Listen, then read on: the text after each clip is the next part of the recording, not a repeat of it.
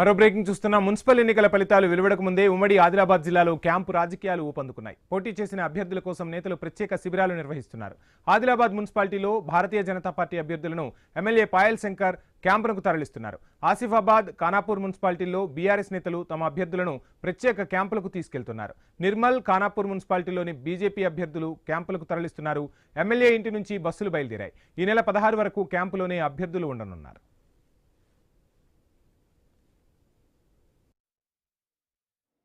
Bharatiya Janata party జెండా ఎగరవేస్తున్నాం. నిన్న జరిగినటువంటి పోలింగ్లో ఆదిలాబాద్ ప్రజలంతా కూడా ఒక స్పష్టమైనటువంటి ఆధిక్యతను భారతీయ జనతా పార్టీకి ఇస్తున్నట్టు మేము ఒక పూర్తి అంచనాకు వచ్చినాం. మేము పోలింగ్ బూత్లకు వెళ్ళినప్పుడు ఓటరు మహాశయులంతా కూడా చిరునవ్వు చిందిస్తూ ఈసారి మీదే భారతీయ జనతా పార్టీకి అవకాశం ఇస్తున్నామని బాహటంగా మాట్లాడారు. వెనకబడ్డటువంటి ఈ ఆదిలాబాద్కు నరేంద్ర మోడీ గారు కేంద్ర ప్రభుత్వం ఎంత గొప్పగా సహకరిస్తూ ఉన్నదో, రాదనుకున్నటువంటి ఎయిర్పోర్టు, కాదనుకున్నటువంటి ఎయిర్పోర్ట్ ఆదిలాబాద్ ప్రజలకు నరేంద్ర మోడీ గారు మంజూరిచ్చిండ్రు. ప్రజలు బలంగా నమ్మిండ్రు కాబట్టే భారతీయ జనతా పార్టీకి అనుకూలంగా ఫలితాలు రాబోతూ ఉన్నాయి. ఇప్పటికే మాకు ఉన్నటువంటి అంచనాల ప్రకారం 30 పై సీట్లు ఈరోజు భారతీయ జనతా పార్టీ గెలవడానికి ఆస్కారం ఉంది. మున్సిపాలిటీపై ఇక క్యాంపు రాజకీయాలకు సంబంధించి ఫుల్ డీటెయిల్స్ మా ప్రతినిధి శ్రీనివాస్ ఆదిలాబాద్ నుంచి అందిస్తారు. శ్రీనివాస్, ఏంటి మొత్తంగా అప్పుడే క్యాంపు రాజకీయాలు ఊపందుకున్నాయి, ఫలితాలు ఇక బ్యాలెట్ బాక్స్ ఓపెన్ చేయకముందే అభ్యర్థులను క్యాంపులకు తరలిస్తున్న పరిస్థితి. సో ఏంటి అసలు ఏం జరుగుతుంది అక్కడ?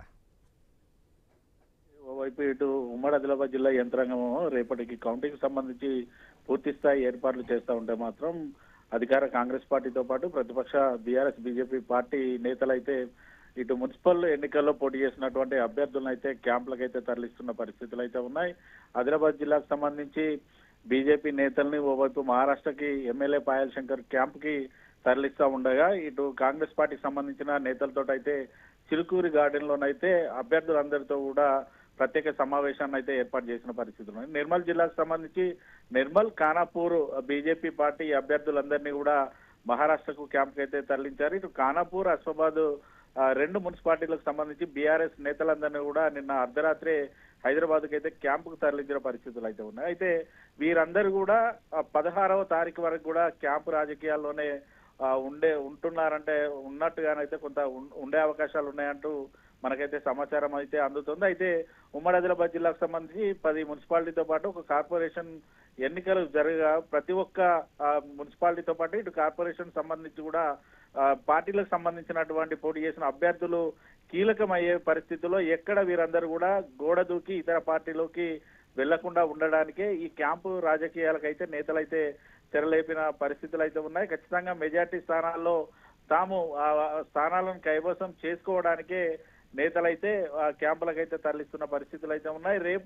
రేపు కౌంటింగ్ ఉదయం 8 గంటలకు ప్రారంభమైన తర్వాత కౌంటింగ్ లో ఎవరైతే ఓడిపోయిన అభ్యర్థులు అయితే ఉంటారో వారందరినీ క్యాంపు నుంచి తిరిగి మళ్ళా మున్సిపాలిటీలోకి తమ సొంత మున్సిపాలిటీలోకి తిరిగి పంపించే అవకాశం ఉన్నదనే సమాచారం అయితే అందుతుంది. 16న ఇటు చైర్మన్ తో పాటు మేయర్ స్థానాలు ఎంపిక ఉన్న నేపథ్యంలో ఆ రోజు మాత్రమే క్యాంపులకు వెళ్ళినటువంటి అభ్యర్థులందరినీ కూడా నేరుగా ఇటు మున్సిపాలిటీల వద్దకు నేతలు తీసుకొచ్చే అవకాశం ఉన్నట్టుగానైతే తెలుస్తుంది. అయితే గత ఇటు మున్సిపల్ ఎన్నికల్లో కూడా పార్టీలకు సంబంధించినటువంటి నేతలు ఒక పార్టీలోకి గెలిచిన నేతలు ఇంకొక పార్టీకి మద్దతు ఇవ్వడంతో కూడా ఆ స్థానంలో చైర్మన్ స్థానాలు కోల్పోవడంతో ఈసారి నేతలందరూ కూడా వ్యూహంగా క్యాంపు రాజకీయాలకైతే తెరలేపినట్టుగానైతే మనకు అందుతున్న సమాచారం అయితే ఉంది. Vamshi, thank you Srinivas.